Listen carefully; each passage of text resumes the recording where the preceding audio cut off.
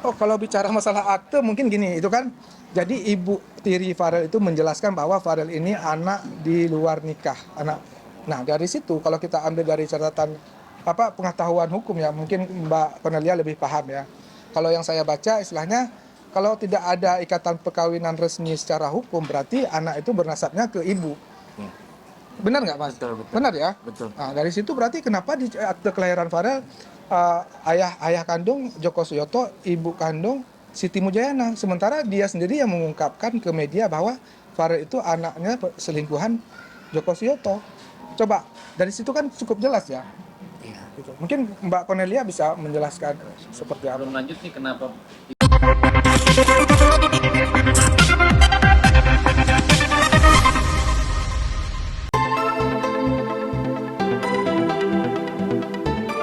Farel Prayoga. Pasalnya, selain nama besarnya yang mulai meredup dan ayahnya yang masuk penjara akibat kasus judi online, baru-baru ini Farel yang usianya masih remaja mendapat cuitan dari ibu sambungnya beberapa waktu lalu yang mengatakan jika Farel anak yang lahir di luar pernikahan. Ya, melalui sang manajer, Rais, Farel akui sudah tak kuat menanggung beban hidup lantaran menjadi mesin uang oleh ayah dan keluarganya.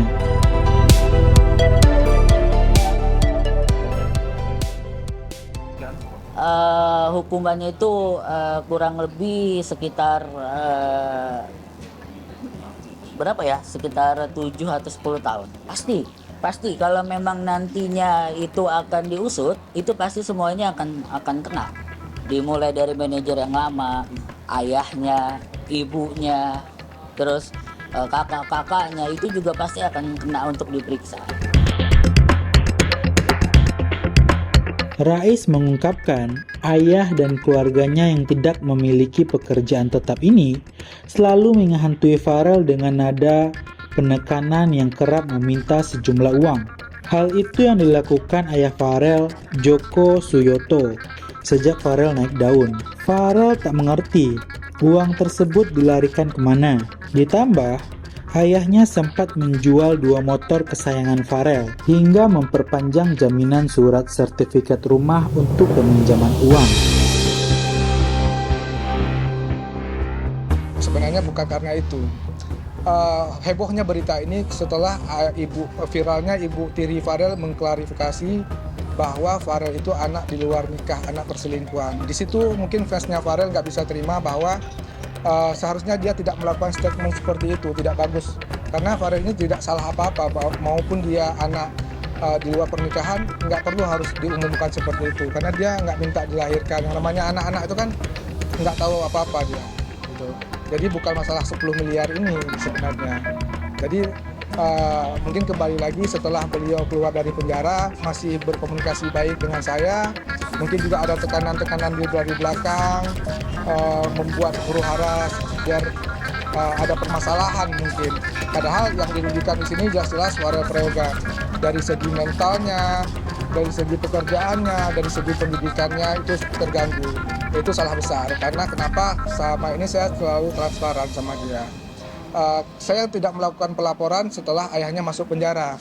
Nah, tapi saya sudah membuat buku untuk Farel menulis ada pemasukannya berapa, pengeluarannya berapa, itu tercatat rapi dan itu sudah saya kirim ke pihak pengacara yang pada saat kita tanda tangan kontrak itu kan ada saksi pengacaranya. Sudah saya kirim karena selama ini sebelum ayahnya masuk ke dalam penjara itu kita misalnya ada dapat job ini.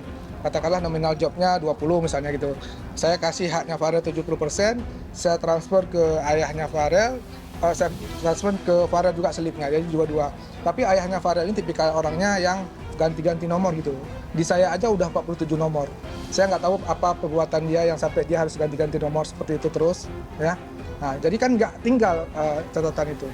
Tapi saya sudah mengirim beberapa bukti itu ke pengacara yang terlibat pada saat kita tanda tangan kontrak.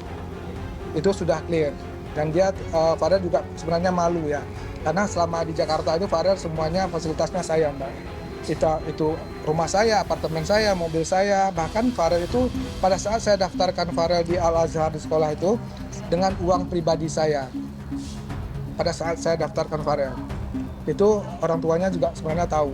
Jadi Farel itu selama hidup sama saya di sini, entah itu makan Farel, laundry, semua macam itu semua tanggungan saya. Belum. Jadi pada saat dia viral itu, tapi saya tahu jadwal manggung Farel. Ya. Jadwal manggung Farel di awal viral itu 75 juta sampai 100 juta.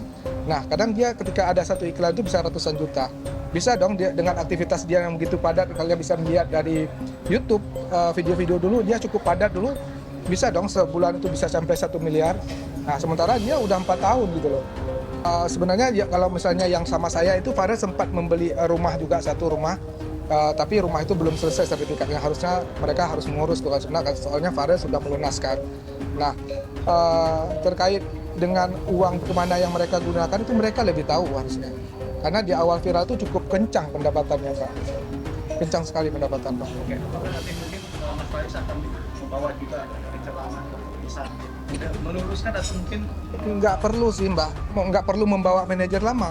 Karena Farel itu kan ditransferkan ke rekening Bu Siti Mulyana dan Joko Suyoto. Mereka print aja rekeningnya mereka. Berapa pendapatan Farel dari awal viral gitu ya. Oh, katakanlah 7 miliar. 7 miliar itu masih kisaran kan? Kisaran kurang lebih 10 miliar gitu. Sebenarnya sulit menjelaskan ke orang yang tidak bisa mengerti dengan bahasa. Mungkin ya terkait lagi dengan pendidikan juga ya. Harusnya bisa memahami angka kisaran. Angka kisaran itu bukan angka pasti. Dan saya juga tidak pernah menyebutkan bahwa ayahnya Farel menghabiskan 10 miliar enggak. Kenapa kalau mereka nggak berani ngeprint? Takut kejahatan apa yang mereka lakukan sampai mereka ketakutan untuk itu. Tapi ya kalau dia terus nggak mau, ya banyak hal-hal lain nanti akan terbongkar di situ. Rais selaku manajer miris melihat sikap ayah dan keluarganya seolah terus memeras Farel. Rais menilai jika dilakukan langkah pelaporan ke pihak berwajib, sudah banyak unsur pidana yang dilakukan oleh ayah Farel. Namun ayah Farel berdalih, Raislah yang dinilai mengeksploitasi Farel dan diduga mengambil uang Farel dari hasil job yang didapat. Menurut Rais memiliki bukti-bukti yang cukup kuat jika masalah ini dibawa ke ranah hukum. Namun, Rais tetap menghormati keputusan Farel yang tidak ingin masalah ini dibawa ke jalur hukum dan memilih menyelesaikan secara kekeluargaan. Di samping itu, Ketua Komnas Anak DKI Jakarta, Cornella Agatha, merespon permasalahan ini.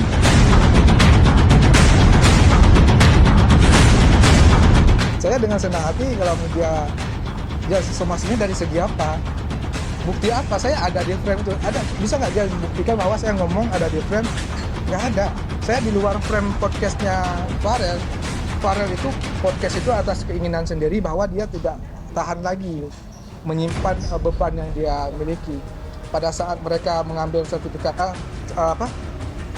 dia di bank, terus mereka perpanjang diam-diam, terus orang banknya kasih tahu ke kita, itu dia itu sampai pernah nangis gitu loh. Salah dia apa sampai diperlakukan seperti itu, kurang baik apa? Ya buktilah sendirilah kenapa dia masuk penjara. Kalau dia ayah yang baik, nggak mungkin dia sempat di penjara. Ibu kandung itu kan sudah bertemu Farel ketika Farel itu berulang tahun ke-15 ya Mbak. Kalau bilang parah ya kalian semuanya udah bisa menilai sendirilah. Yang pertama, ayahnya masuk penjara kasus judol. Ya sebenarnya kan kalau misalnya itu kan keluarga ya, orang tuanya sendiri. Tapi kan Farel saat ini tuh ngomong, dia nggak bisa seperti dulu. Kalau dulu kan dia masih kecil, sekarang dia ingin melindungi uang dia sendiri. Nggak bisa dia serahkan lagi ke orang tuanya karena dia sudah sering dikecewakan. Karena pernah ya uang dititipkan 10.500.000 untuk nyicil mobil, tapi uang itu digunakan sama ayahnya. Bagi Cornella, masalah yang dihadapi Farel cukup membuatnya prihatin dan sedih. Farel yang seharusnya di usianya saat ini mengenyam pendidikan dan memberikan kebebasan bermain selayaknya anak-anak, harus dihadapkan persoalan orang dewasa. Sebagai Ketua Komnas Anak, Cornella akan terus mengawal kasus ini, terutama menjaga kesehatan mental dari Farel sendiri, dan tak menutup kemungkinan Komnas Anak akan menempuh langkah mediasi antara pihak Farel dan keluarganya agar mendapatkan solusi yang terbaik.